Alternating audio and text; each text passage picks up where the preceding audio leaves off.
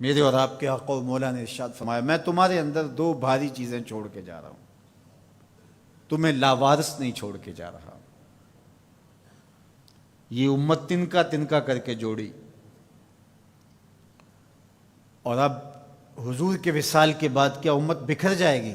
کہا نہیں، ایسا نہیں ہے۔ انا تارکن فیکم الثقلین، میں تمہارے اندر دو بھاری اور وزنی چیزیں چھوڑ کے جا رہا ہوں، جن چیزوں کو میرے حضور علیہ السلام بھی وزنی کہیں، وہ کتنی وزنی ہوں گی؟ اولہما کتاب اللہ، ان میں سے پہلی چیز اللہ کی کتاب قرآن مجید، فیہ الہدی والنور فخذوا بکتاب اللہ واستمسکوا بہ، اس میں ہدایت ہے، اس میں روشنی ہے، اس میں اجالا ہے۔ فخذوا بکتاب اللہ، اللہ کی کتاب کو پکڑ لو، واستمسکوا، اور اس سے تمسک اختیار کر لو، مضبوطی سے چمٹ جاؤ اس کے ساتھ، تم نہیں گمراہ ہوگے اگر تم قرآن سے جڑے رہے۔ پھر ارشاد فرمایا وَإِتْرَتِي أَهْلُ بَيْتِي، اور میں اپنے اہل بیت کی صورت میں تمہیں دوسری بھاری چیز دے کے جا رہا ہوں۔ اور نصیحت کرتے ہوئے فرمایا اذکرکم اللہ فی اہل بیتی، اذکرکم اللہ فی اہل بیتی، اذکرکم اللہ فی اہل بیت، میں اپنے اہل بیت کے بارے تمہیں اللہ سے ڈراتا ہوں۔ ایک بار نہیں، دو بار نہیں، 3 بار فرمایا۔ پہلے ان دو کو الگ کر کے مخصوص کیا، یہ کافی تھا۔ ان کو بھاری کہا، اس سے اہمیت کو 4 چاند لگ گئے۔ اور پھر اذکرکم اللہ، اذکرکم اللہ، اذکرکم اللہ، ایک مرتبہ کہہ دینا کافی تھا، یہ تیسری اہمیت تھی، لیکن 3 مرتبہ کہہ کے کس احتیاط کے مرتبے پہ رکھا اہل بیت کو کہ کہیں تمہاری زبان معمولی سی لغزش بھی نہ کھا جائے، دیکھنا کہ میری اطرت کون ہے، ان کو نسبت کس سے ہے۔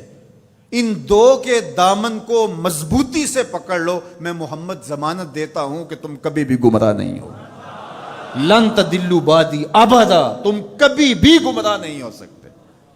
میرے تو حضور نے ضمانت دی تھی کہ تم کبھی بھی گمراہ نہیں ہوگے، اور یہ امت 72-73 فرقوں میں بٹ گئی۔ حضور نے تو کہا تھا تم کبھی بھی گمراہ نہیں ہوگے، تو یہ 72 اور 73 فرقوں میں کیسے بٹ گئے؟ تو حضور نے ضمانت اس شرط پہ دی تھی کہ ان 2 چیزوں کو مضبوطی سے تھام لو، تم کبھی بھی گمراہ نہیں ہوگے۔ تو گمراہی اس لیے ہوئی، کسی نے قرآن کو چھوڑا، کسی نے اہل بیت کے دامن کو چھوڑا، کسی نے قرآن پکڑ کے دہائی دی لیکن اہل بیت کا بغض سینے میں پلتا رہا، اور کسی نے اہل بیت کے نام کا جھنڈا تو اٹھایا لیکن قرآن کو چھوڑ دیا، قرآن کو ترک کر دیا، اس کے پارے بھی پورے نہ مانے، گمراہ ہو گیا۔ اسے مبارک ہو جس کے ایک ہاتھ میں قرآن ہے، ایک ہاتھ میں اہل بیت نبوت کا دامن ہے۔ دونوں کو مضبوطی سے تھام لو گے، کبھی بھی گمراہ نہیں ہوگے۔ قرآن تھیوری ہے اسلام کی، اور اہل بیت نبوت پریکٹیکل ہے، عملی مشق ہے۔ دوسری بات ارشاد فرمائی، میرے اہل بیت کی مثال حضرت نوح علیہ السلام کی کشتی کی طرح ہے، جو اس پہ سوار ہو گیا نجات پا گیا، جو پیچھے رہ گیا غرق ہو گیا۔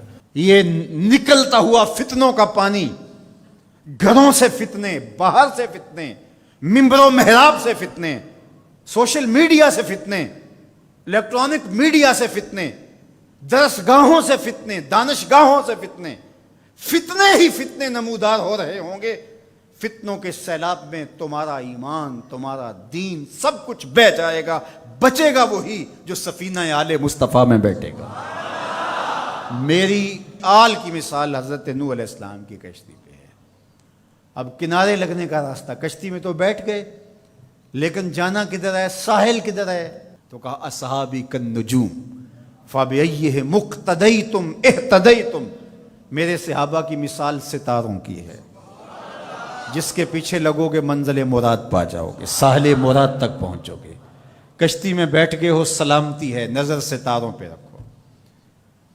جو ستاروں پہ نظر تو رکھتا ہے لیکن کشتی پہ نہیں بیٹھتا، اپنے بازوؤں پہ اعتماد کرتا ہے، مجھے نہیں ضرورت، تو وہ کتنی دیر اس سیلاب میں تیرے گا؟ کسی تیز تھپیڑے کی نظر ہو جائے گا، جاں گواہ بیٹھے گا، ایمان گواہ بیٹھے گا۔ اور جو کشتی میں تو بیٹھ جاتا ہے، کہتا مجھے ستاروں کی ضرورت نہیں ہے، تو وہ گھومتا رہے گا ان تھپیڑوں اور ان بھنوروں کے اندر، منزل مراد اس کو نصیب نہیں ہوگی۔ تمہیں مبارک ہو، تم اہل بیت کی محبت کی کشتی میں بیٹھے ہو، نظر ابو بکر و عمر پہ ہے، نگاہیں عثمان و علی پہ ہیں، نظریں اصحاب رسول پہ ہیں۔ یہ میری اور آپ کی خوش بختی، ہمیں صحابہ کا نام بھی ٹھنڈ پہنچاتا ہے، اور ہمیں حضرت امام حسین کا ذکر بھی تسکین دیتا ہے۔ جب نام حسین آتا ہے تو کربلا کا غم تازہ ہونے لگتا ہے، اور جب حضرت عمر رضی اللہ تعالیٰ عنہ اور صدیق اکبر کا نام آتا ہے سینہ چوڑا ہو جاتا ہے کہ ہم ان کے غلام ہیں۔ مولا کائنات سیدنا علی المرتضیٰ کی بات آتی ہے، روحیں سرشار ہو جاتی ہیں۔ وہ علی جن کے چہرے کو دیکھنا بھی نیکی ہے، ان کا نام بھی تسکین قلب کا ذریعہ ہے۔ تو اصحاب اور اہل بیت یہ کوئی منافات نہیں ہے، مشکات نبوت کی دو کرنیں ہیں، سینہ محمد سے پھوٹتی ہوئی ضیائیں ہیں، حضور علیہ الصلوۃ والسلام کے فیضان کے دو رنگ ہیں، گلشن محمدی کے کھلے ہوئے دو پھول ہیں۔ تو ہم صحابہ کی عظمت کو بھی سلام کرتے ہیں، اہل بیت کی عظمت کو بھی سلام کرتے ہیں۔ یہ بد نصیب دن پاکستان بنے ہوئے 73 برس بیت گئے، یہ ہمیں اس مرتبہ دیکھنا پڑا کہ صحابہ کو بازاروں میں گالیاں دی گئی، استغفر اللہ۔ حضرت ابو بکر صدیق رضی اللہ تعالی عنہ سے لے کے حضرت امیر معاویہ رضی اللہ تعالی عنہ تک حضور کا ہر صحابی عظمتوں کا مینار ہے، رفعتوں کا بام عروج ہے، اور ان کی تعظیم اور ان کی تکریم ہماری زندگی کا حصہ ہے۔ یار صحابی تو وہ ہے جس نے حضور کی صحبت پائی اور ایمان کی دولت سے مالا مال ہوا، وہ مٹی جو حضور کے نالین سے جڑی ہے وہ بھی ہماری آنکھوں کا سرما ہے۔ تو بات چل رہی تھی کہ یہ دین ادب کا دین ہے، لیکن بد قسمتی سے یہ باہر سے جو شرارتیں ہو رہی ہیں وہ تو ہو ہی رہی ہیں، لیکن ان دنوں میں جس پہ بات کی جا رہی ہے یہ تو کلمہ گو لوگوں کی کہانی ہے۔